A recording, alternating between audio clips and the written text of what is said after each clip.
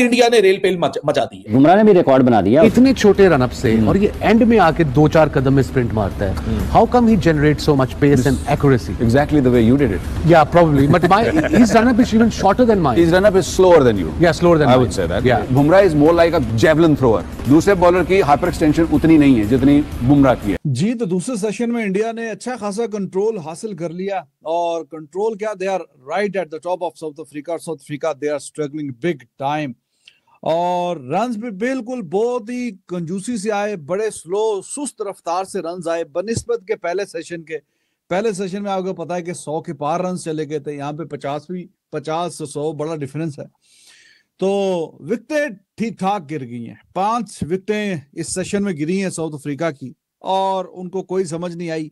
ऐसा भी नहीं है कि कुछ ना कुछ उनको आगाज नहीं मिला, स्टार्ट मिले प्लेयर्स को 24 रन, 25 रन, 32 रन, 30 रन इस तरह के, लेकिन उसको लंबा किसी ने इसको खेल नहीं सके। And Indian bowlers specially Bumrah, what a bowler he is, उसने कमाल किया है। फिर सिराज भी इस लास्ट वाले स्पेल में आया, बहुत बेहतरीन बॉलिंग करवाई है उसने भी। Kuldeep Yadav he was good, और अभी बिल्कुल टी से थोड़ी देर पहले एक और विकेट लिया, और अक्षर पटेल। बुमराह भी क्या चीज है यार, मतलब कि एक तो बॉलर तो खतरनाक है ही है, साथ अब बंदा भी खतरनाक हो गया है। जो उसने बाबूमा को बोला, अबे बोना है ये आगे डैश, वो जो उसने लाइन बोली वो इस वक्त सोशल मीडिया के अंदर सर्कुलेट कर रही है। हर एक का अपना पीओवी उसके ऊपर आ रहा है, हर कोई अपना पॉइंट ऑफ व्यू दे रहा है, लेकिन इसके ऊपर मेरा क्या है मैं आपको आगे जाके बताऊंगा। फिलहाल साउथ अफ्रीका ऑल आउट हो गया। सबको पता बुमराह की क्या परफॉर्मेंस है। मैं समझता हूं कि जो उनके एक जो मेन एक लिंक जो है टीम का, आई थिंक वो बुमराह है, और बुमराह के होने से टीम का कॉन्फिडेंस बहुत नजर आता है लड़कों में, और जान लगाते हैं विकेट। इंडियन टीम को बड़ा क्रेडिट दो, ये कंप्लीट क्रिकेट खेल रहे हैं, और ये इनका शुरू में ना जो बॉलिंग यूनिट है वो तो थ्रू आउट बड़ी जबरदस्त परफॉर्मेंस करता हुआ नजर आ रहा है, कि इनके स्पिनर्स भी और फास्ट बॉलर्स भी।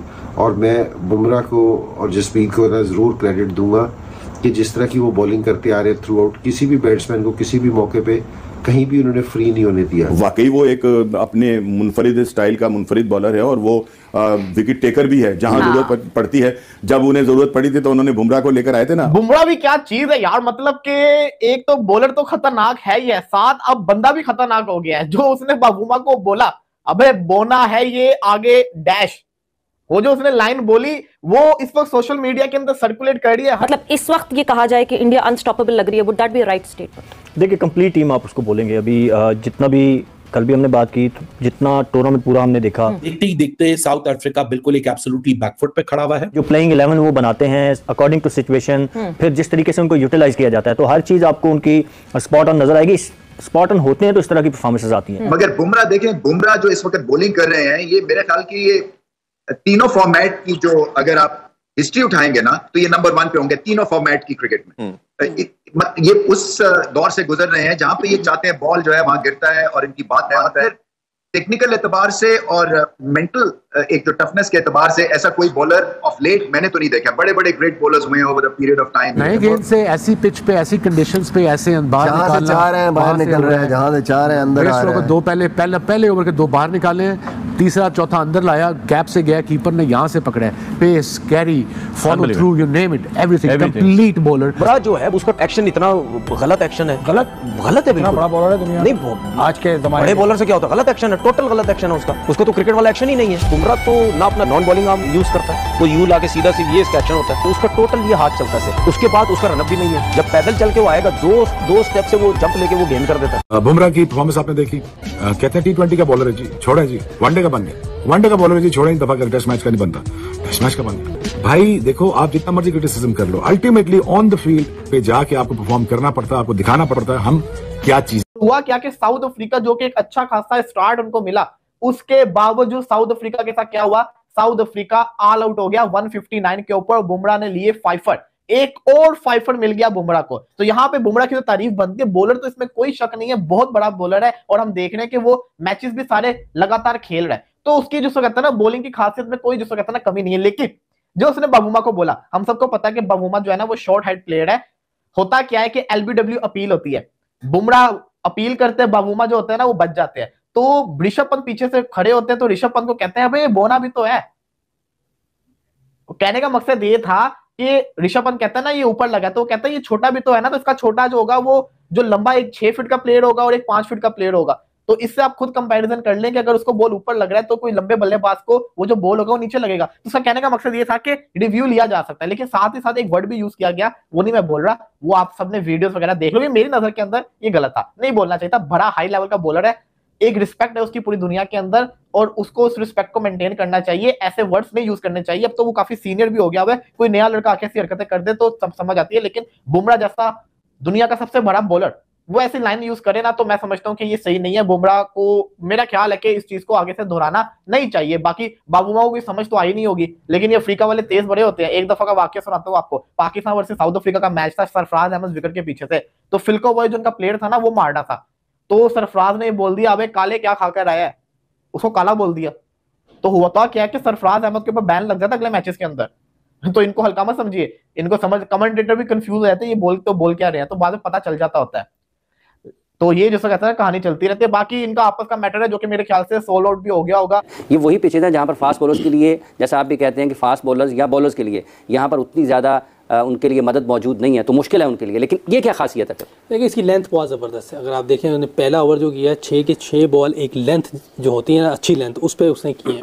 उसमें अलग है, इतनी अच्छी विकेट है, स्लो भी है, ये वैसे जो जैसे बता रहा था रॉक वो ऐसी कोई चीज़ नज़र नहीं आ रही, अच्छी बाउंस भी इतना ज़्यादा नज़र नहीं आ रहा लेकिन जगह बहुत अच्छी है, वो इसको फ़ायदा दे रहा है। देखें हालांकि इंजरी के बाद आया, लेकिन उससे पहले जो इसने क्रिकेट खेली हुई है ना, टेस्ट क्रिकेट खेली हुई है, बड़ी क्रिकेट खेली हुई है, वो जो मसल मेमोरी कहते हैं ना, वो जो बॉल करने की आदत है, वो एक जगह पे फेंकने की टेस्ट क्रिकेट की वजह से, वो इधर हेल्प देती है इन लोगों को, दोनों बॉलर्स को, सिराज को भी और इसको भी। तो बार बार हम लोग ये बात करते हैं फर्स्ट क्लास क्रिकेट और टेस्ट क्रिकेट।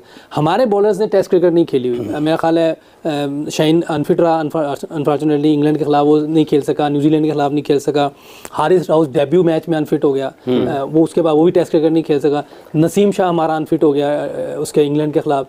कोई टेस्ट जो नए लड़के खेले थे वो वाइट बॉल खेलते ही नहीं, तो इसलिए हमारे जो बॉलर हैं बाज़ का उनकी जो लेंथ है वो इधर उधर हो जाती है, और इन विकेटों पे ज़रा भी एरर नहीं है बचने का, क्योंकि सारे प्लेयर की जो इंटेंट है वो बाउंड्री की है। इंडिया ने रेल पेल मचा दी है इस विकेट के ऊपर। किधर है मोहम्मद सिराज नहीं चल रहा, वो ये नहीं हो रहा। अबे भाई तुम लोगों को टेस्ट क्रिकेट देखने का शौक बहुत है, लेकिन पेशेंस नहीं है।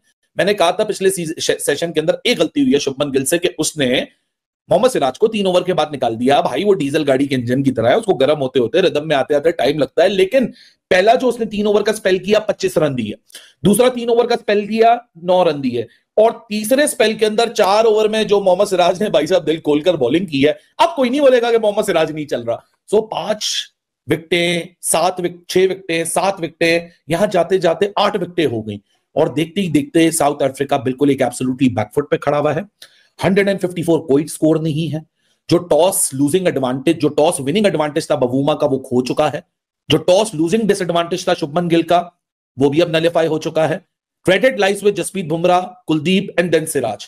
बुमराह और कुलदीप ने जो बॉलिंग कड़ छोड़ी है सरफेस के ऊपर, बड़े दिनों से इस वाले बुमराह का इंतजार था। हर कोई कह रहा था बुमराह विकेट नहीं ले रहा, बुमराह विकेट नहीं ले रहा, बुमराह ये नहीं कर रहा, बुमराह वो नहीं कर रहा। लो जी आ गया बुमराह अपनी फॉर्म के अंदर, और एक ऐसी विकेट के ऊपर जहां जी ये कहा जा रहा था कि 4 स्पिनर खेल रहे हैं तो स्पिन ओरिएंटेड होगा, लेकिन स्पिन शिन तो छोड़िए, यहां तो रेल पेल पेसर्स ने ऐसी लगाई जैसे तो शायद साउथ अफ्रीका सोच भी ना रहा हो, क्योंकि अगर सोच रहा होता तो कगिसो रिबाडा को ऐसा नहीं होता कि वो इस स्कीम ऑफ थिंग में खिलाता नहीं इस सरफेस के ऊपर। लेकिन यार well done to Shubman Gill, इस बंदे की कैप्टनसी में, रेड बॉल कैप्टनसी में जितनी जल्दी मेच्योरिटी आती जा रही है ना, दैट इज एक्सेप्शनल।